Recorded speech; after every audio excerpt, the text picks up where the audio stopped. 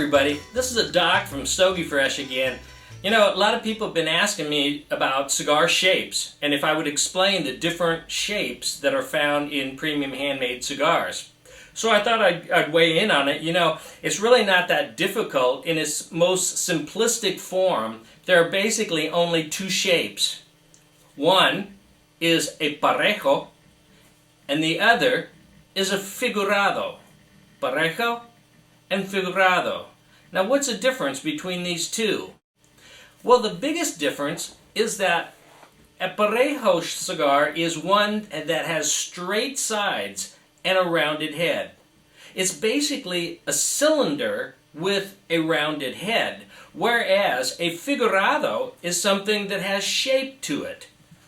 Okay, straight sides, rounded head for Parejo, and then something with a shape. One end, the other end, or both ends is called a Figurado. Now, that's pretty generic, but we can be a little bit more specific than that. For example, a Parejo can come in different lengths.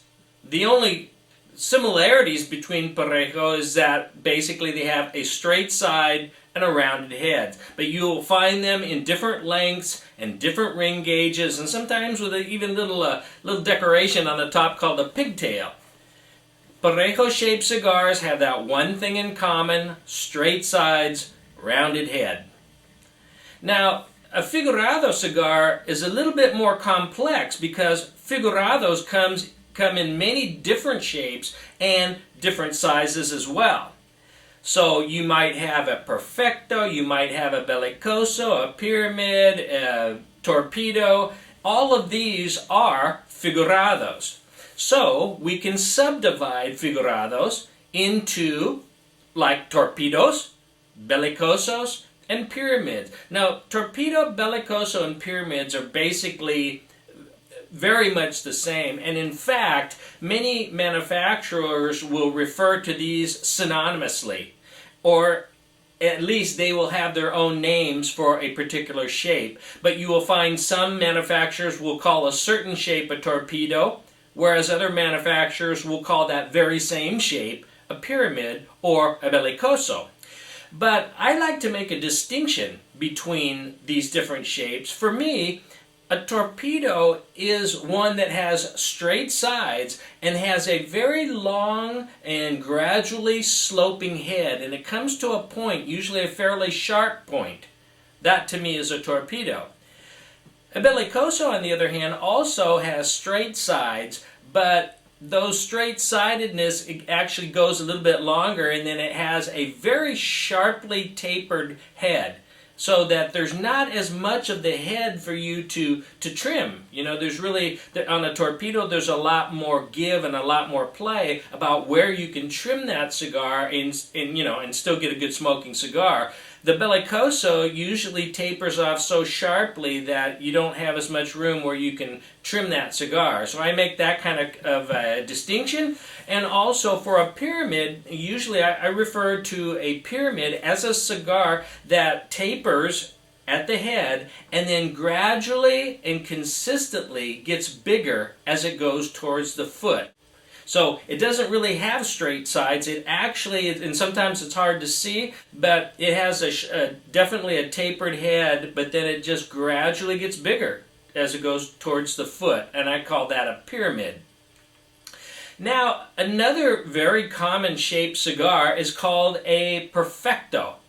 And a Perfecto is a cigar that is tapered on both ends. For example, the Hemingway short story has a gently tapered head. Actually, it's almost rounded, but the cigar does taper as it goes towards the head. And then it has a sharply tapered, almost a nipple-like foot to it. Now there's another common size, and these are called the Salomones, or if it's a single cigar, a Salomon. These usually are giant cigars, 8, 9, 10 inches in length.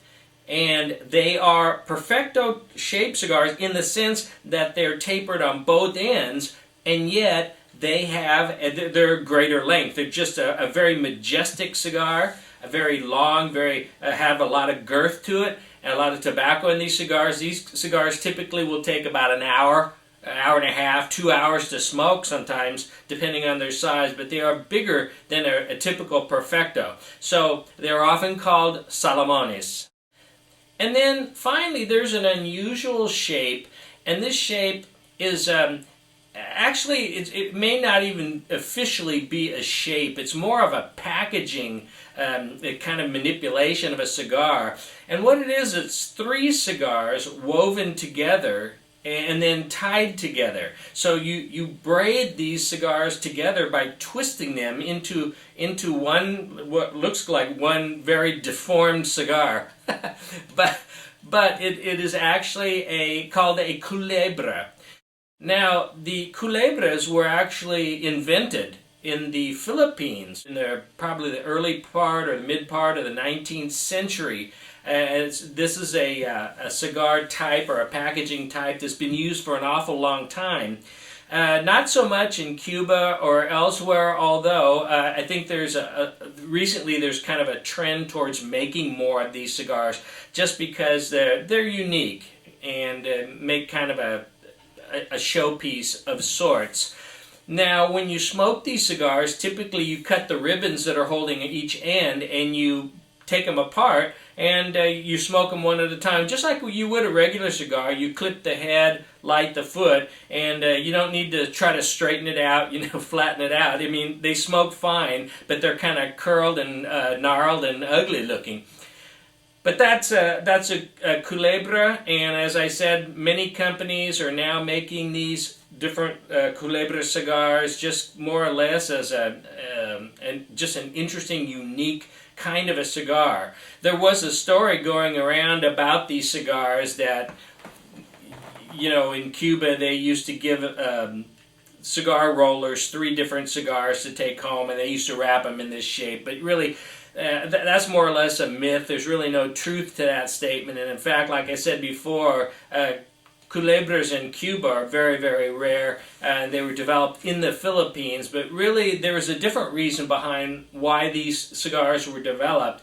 And they felt that if they put those cigars together real close, that it would help them to age better, because you would have this cigar-to-cigar contact, and you could get the marrying or the melding of the oils to go across the different cigars.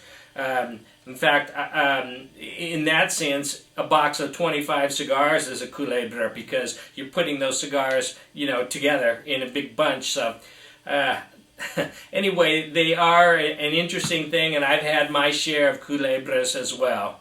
So, basically, that's it. You start with something very simple, Parejo, Figurado. You can subdivide them a little bit, but, when all is said and done, the cigar manufacturers make up their own names for these things. So you'll be seeing that, I'm sure, as you take this information and start looking at cigars made by different cigar companies.